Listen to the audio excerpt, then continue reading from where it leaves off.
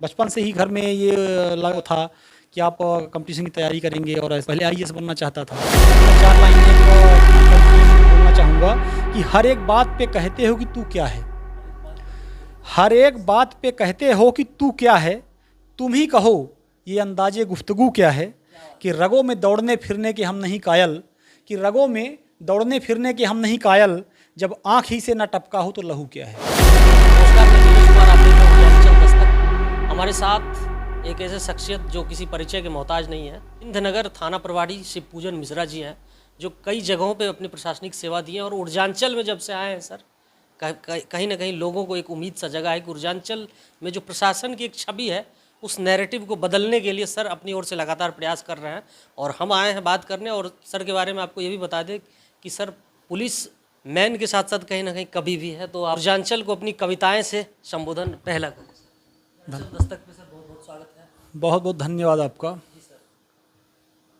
कि गर फटे हाल है, गर फटे हाल है तो सिए जाओ ज़िंदगी, गर फटे हाल है तो सिए जाओ ज़िंदगी, परमार्थ में दूसरे के नाम किए जाओ ज़िंदगी, भागने से मुसीबतें हल नहीं होती शिव पूजन, कि भागने से मुसीबतें हल नहीं होती शिव पूजन, ये जीने का ही नाम है तो जिए जाओ ज़िंदगी। क्या बात है सर, तालियां होनी चाहिए। पहला सवाल है सर कि बचपन में माता पिता का साया सर पे से उठ जाना, उसके बाद मामा मामी आपको कहीं ना कहीं पढ़ाए लिखाए, प्रशासनिक सेवा में एक सवाल तो ये भी करूँगा कि आने का मन कब हुआ कि मुझे इस फील्ड में जाना है और आम जन को कहीं ना कहीं काम करना आम जन के लिए, और कठिनाइयाँ कितनी हुई है सर? चूँकि जीवन कठिनाइयों का ही नाम है और जो भी कठिनाइयाँ आती हैं उससे व्यक्ति लड़ता है और लड़ के ही जो आगे आता है वही सफल होता है। तो निश्चित तौर से जब आदमी शुरू स्कूल में रहता है, सबके मन में एक सपना होता है कि हम प्रशासनिक सेवा में जाएं और तैयारी करें, मेहनत करें। क्योंकि हमारा जो हिंदी बेल्ट है, यहाँ नौकरियों को ज़्यादा प्राथमिकता दी जाती है बजाय व्यापार के, क्योंकि लोगों के पास पूंजी नहीं है। हम लोग भी एक सामान्य परिवार से आते हैं, तो बचपन से ही घर में ये लोगों को था कि आप कंपटीशन की तैयारी करेंगे और ऐसा, और मैं तो पहले आईएएस बनना चाहता था। अब हाँ, वहाँ से चूँकि संसाधनों के अभाव में गांव से 12वीं तक गांव से पढ़े। इसके बाद फिर इसके बाद की पढ़ाई सीधी में हुई, फिर कुछ पढ़ाई रीवा में हुई, फिर तैयारी करते रहे। पहले मैं कांस्टेबल बना था, 2010-11 में कांस्टेबल था। फिर उसकी ट्रेनिंग करते रहे। एक ट्रेनिंग के दौरान ही एसआई की वैकेंसी आई, तो उसमें मैंने भरा और इसके बाद प्लाटून कमांडर हो गया। इंदौर में ही ट्रेनिंग किया, मतलब एक ट्रेनिंग कांस्टेबल की इंदौर में ही किया, फिर वहीं से पीआरटीएस से कांस्टेबल की हुई, फिर आरएबीटीसी से प्लाटून कमांडर की ट्रेनिंग हुई। प्लाटून कमांडर की ट्रेनिंग के दौरान ही दोबारा वैकेंसी आई, तो एसआई की, उसमें फिर भरा तो एसआई हो गया। तो लगातार एसआई में पहली पोस्टिंग रीवा रही, 8-9 साल रीवा में रहे, फिर 1 साल सिंगरौली रहे, फिर रीवा में करीब 2 साल रहे, और अभी बालाघाट हुआ था, बालाघाट सिंगरौली हो गया। तो कई उतार चढ़ाव रहे। चूँकि संघर्ष के दिनों में व्यक्ति सबके जैसा होता है, कोचिंग जाता है, परीक्षा देता है, कभी कभी बहुत सारी असफलताएं भी हुई, तमाम भरे। पीएससी की बेसिकली तैयारी में करता था और कई बार हमने मेंस दिया, कई बार इंटरव्यू में नहीं पहुँचे, पर जब इसमें सिलेक्शन हो गया तो लगातार सेवा दे रहे हैं। जैसे सर बता रहे हैं आपकी कांस्टेबल से ये सफ़र की शुरुआत हुई है।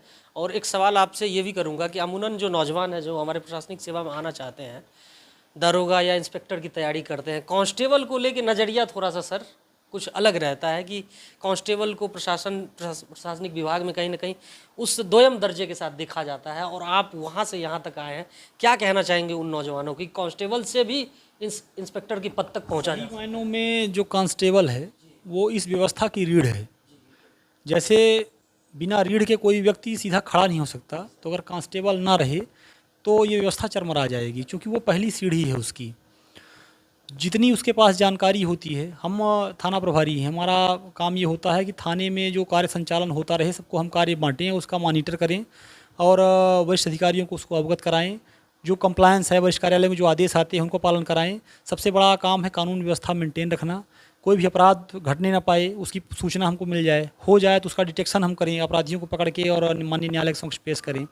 तो जो बेसिक पुलिसिंग है, तो उसमें कांस्टेबल उस व्यवस्था की धुरी है। तो उसको अंडर एस्टिमेट करना नहीं है, उसका सम्मान करना है। जहाँ जहाँ भी पुलिसमैन चौराहे में खड़ा मिले, व्यवस्था अगर करते मिले तो उसका सम्मान करना चाहिए हमें, क्योंकि वो हमें सुरक्षा 24 घंटे, चूँकि ड्यूटी कोई निर्धारित नहीं है। अगर किसी दिन ड्यूटी नहीं आ रही है तो हो सकता है नहीं आ रही, खाली है, पर खाली वो नहीं बैठता है, उसको तो अन्य दूसरे काम रहते हैं। पर जिस दिन अगर ड्यूटी आ गई तो उसको 24 घंटे भी काम करना है। वो ये नहीं कह सकता कि मैं थका हुआ हूँ। आप किसी पुलिसकर्मी के मुंह से कभी ये सुनेंगे नहीं। तो काम ही है, हमारा काम ऐसा है कि लगातार लगातार व्यवस्थाएं देना है जनता की सुरक्षा के लिए, और उसके जान माल की सुरक्षा और अपराधों के डिटेक्शन के लिए, लॉ एंड ऑर्डर मेंटेन करने के लिए हम प्रतिबद्ध हैं, लगातार करते हैं। कभी पुलिस वाले को ये कहते नहीं सुना होगा कि हम परेशान हो गए, परेशान नहीं होता, पुलिस परेशान नहीं होती। चाहे चुनाव हो या फिर कोई भी काम हो, प्रशासन के ऊपर कहीं ना कहीं वो काम का प्रेशर तो लगातार रहता है। सवाल एक से ये करेंगे सर, रीवा में कई थानों में आपकी पोस्टिंग रही, सीधी में भी तैनात रहे, सिंगरौली आए हैं, ये जगह ऊर्जांचल सर इसको कहा जाता है, इस विंध्यनगर परिक्षेत्र को। क्या अंतर देख रहे हैं और क्या चैलेंज देख रहे हैं उस जगह के, रीवा सीधी या उसके अनुपात में सिंगरौली में? अब हर ज़िले के चैलेंजेस अलग अलग होते हैं। चूँकि रीवा ऐसा शहर है कि इलाहाबाद से भी पास है, जबलपुर और आपका बनारस भी उसमें लगा हुआ है, बीच में है, तो वहाँ टाइप ऑफ क्राइम अलग है। वहाँ लूट की घटनाएं ज़्यादा हो रही हैं, वहाँ नशे का बहुत बड़ा व्यापार है, कोरेक्स वगैरह है रीवा में। यहाँ मैंने देखा, हम लोग जब मैं शुरू में आया तो यहाँ स्मैक बहुत ज़्यादा बिक रही थी, स्मैक में कार्यवाही भी हुई, पिछले साल बहुत बड़ी कार्यवाही स्मैक में यहाँ हुई थी। तो हर ज़िले का क्राइम जो है, टाइप ऑफ क्राइम अलग अलग होता है। यहाँ कोयले की चोरी बहुत होती है, जहाँ NCL वगैरह हैं, तो जहाँ जिस टाइप का क्राइम रहता है वहाँ की वैसी पुलिसिंग करनी पड़ती है। तो जो भी सामने से कंप्लेंट आती हैं तो उसको रजिस्ट्रेशन होता है, उसमें डिटेक्शन भी होता है। तो हर ज़िले का नेचर अलग अलग है, जहाँ जैसा पुलिसिंग रहती है वहाँ उस टाइप से कार्य करना पड़ता है। सर एक सवाल आपसे और ये करेंगे कि ऊर्जांचल में प्रशासन की जो छवि है, कहीं ना कहीं एक निगेटिव माइंडसेट है आम जन का, जो आम लोग हैं कि प्रशासन से डरते हैं, पुलिस वाले आ रहे हैं। आप सर कहीं ना कहीं नए जनरेशन है और आज पुलिस भी इको फ्रेंडली हो रही है, लगातार लोगों से कनेक्टिविटी कैसी बढ़ाई जाए, इस नैरेटिव को श्री पूजन मिश्रा जी कैसे बदलेंगे ऊर्जांचल के लोगों के साथ? इसको समझने के लिए आपको पुलिस का उद्भव जानना पड़ेगा। पुलिस का उद्भव 1860 में हुआ। वो 1860 में कानून बने। अंग्रेज अपने समय में अपने व्यापार को बढ़ाने के लिए, अपना कार्य सुचारू रूप संचालन करने के लिए कोई बाधा न करने पाए उनको, तो जो उद्भव पुलिस का हुआ तो वो अंग्रेजों की सहायता के लिए हुआ था। लेकिन स्वतंत्रता के बाद से, जब देश हमारा आज़ाद हुआ, तब से लेकर आज तक सुधारात्मक काम हुआ। क्योंकि ये लोक कल्याणकारी राज्य की अवधारणा है, मतलब लोक का कल्याण पहले है, पुलिस का कल्याण नहीं, पहले लोक है। क्योंकि हम भारत के लोग, हमने एक संविधान बनाया है, जो आज़ादी हमको मिली 1950 में हमारा संविधान लागू हुआ, उसी पर से सारे नियम कानून बने। तो अब जो पुलिस है वो लोक कल्याणकारी राज्य की अवधारणा को लिए हुए है। तो लगातार पुलिस की छवि पहले अच्छी नहीं थी, लेकिन लगातार चीज़ें बदल रही हैं। और अब आप देख रहे होंगे, पहले थानों में कैमरे नहीं लगे थे, पर आप जहाँ बैठ के बात कर रहे हैं वहाँ कैमरा लगा हुआ है, हमारी बातें रिकॉर्ड हो रही हैं, सुन रहे हैं, ताकि हम पारदर्शी बने। और लगातार जो सरकारें हैं वो पुलिस को पारदर्शी बनाने का प्रयास कर रही हैं, क्योंकि पुलिस के पास अधिकार है, उस अधिकार का गलत दुरुपयोग ना होने पाए। तो इसलिए उसके ऊपर सीखा, भाई हमारे पास अधिकार है तो हमारे कर्तव्य निर्धारित होंगे, तो हम गलत ना करने पाए। इसलिए हर स्टेप वाइज बनाया हो। थाना है, थाने के ऊपर CSP कार्यालय है, उसके ऊपर एडिशनल कार्यालय है। तो ऐसी व्यवस्था है, लगातार उसमें व्यवस्थाओं में सुधार होता रहता है। संसाधनों की कमी थी, लेकिन अब धीरे धीरे संसाधन भी आ रहे हैं। तो आप देखेंगे कि साल दर साल ये व्यवस्थाएं सुधरती जाएंगी। अब चूँकि जो छवि निगेटिव थी उसको पॉजिटिव में कैसे बदला जाए, तो उसको ऐसे बदला जाएगा कि सामुदायिक पुलिसिंग का कॉन्सेप्ट है।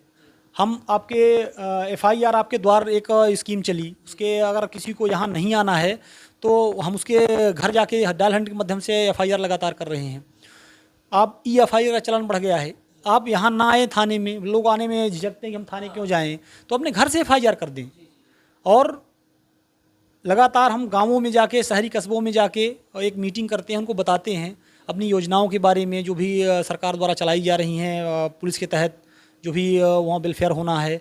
स्पोर्ट्स भी करा रहे हैं ताकि लोगों से पुलिस का जुड़ाव हो सके, उनका भय कम हो सके, और जो सज्जन व्यक्ति हैं वो निसंकोच थाने में आएँ, अपनी बात कह सकें। और जो भी आपराधिक तत्व हैं, आपराधिक किस्म के लोग हैं, उनकी भी सूचनाएं हमारे पास आ सकें, क्योंकि बल कम है हमारे पास। तो जो महत्वपूर्ण सूचना है, जो समाज में व्यवस्था हमको बनाना है, तो जैसे जब जन का जुड़ाव हो जाएगा तो सूचनाएं हमको बताते हैं। हम स्कूलों में जाते हैं, कॉलेज में जाते हैं, वहाँ भी हम कार्यक्रम करते हैं कि जागरूकता उनको बताई जाए और लोग उनसे जुड़ सकें। तो इस तरह से इमेज में लगातार सुधार आ रहा है पुलिस के, और आने वाले समय में कोई ऐसा व्यक्ति नहीं रहेगा जो पुलिस का ऐसा बोले कि पुलिस निगेटिव है। धीरे धीरे सुधार धीरे धीरे होते हैं। एक लास्ट में आपसे सवाल करूंगा, जब से आप ऊर्जांचल ये विंध्यनगर ज्वाइन किया है, नौजवान से लेके लोग काफ़ी आपसे प्रभावित हो रहे हैं आपकी कार्यशैली को देख के सर, जब से स्मैक पे कंट्रोल करना, ऊर्जांचल के नौजवान के लिए सर का क्या संदेश है? बिना मेहनत के कोई भी चीज़ हासिल नहीं होगी, क्योंकि अगर आपको किसी कंपटीशन एग्जाम में जाना है तो उसके लिए आपको एक स्ट्रेटजी सेट करनी पड़ेगी, अपना लक्ष्य निर्धारित करना पड़ेगा, उसके लिए आपको परिश्रम करना पड़ेगा उतना, और एक सही दिशा में किया गया प्रयास ही हमेशा सफल होता है। उनके लिए मैं 4 लाइन एक कवि की उनको बोलना चाहूँगा कि हर एक बात पे कहते हो कि तू क्या है, हर एक बात पे कहते हो कि तू क्या है, तुम ही कहो ये अंदाजे गुफ्तगू क्या है, कि रगों में दौड़ने फिरने के हम नहीं कायल, कि रगों में दौड़ने फिरने के हम नहीं कायल, जब आँख ही से न टपका हो तो लहू क्या है। बहुत बहुत जैसा कि आप सर को सुन रहे थे, और सर जो है ऊर्जांचल विंध्यनगर थाने में तैनात है और लगातार कह रहे हैं कि पुलिस की छवि लगातार बदलती जा रही है, लोगों की अब माइंडसेट बदल रहा है और कार्यशैली का तरीका इनका काफ़ी अलग है। ऊर्जांचल विंध्यनगर में जब से ज्वाइन किए हैं, स्मैक पे काम किए हैं, और नौजवान से लेकर तमाम लोग कहीं ना कहीं प्रभावित हो रहे हैं। फिलहाल के लिए इतना ही। आप देख रहे हैं ऊर्जांचल दस्तक, हमारे साथ बने रहिए। धन्यवाद।